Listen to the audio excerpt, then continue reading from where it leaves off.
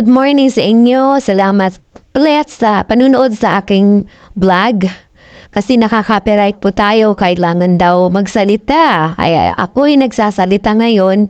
Gusto kong i-share sa inyo yung mga Dekadas 80 stars. Kung makikilala niyo pa sila, di ba ang gaganda pa rin nila?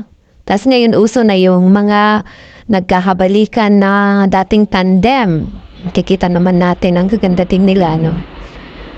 So far, they are very beautiful pa rin. Yun. Pero naiiba rin yung acting ngayon at noon, no?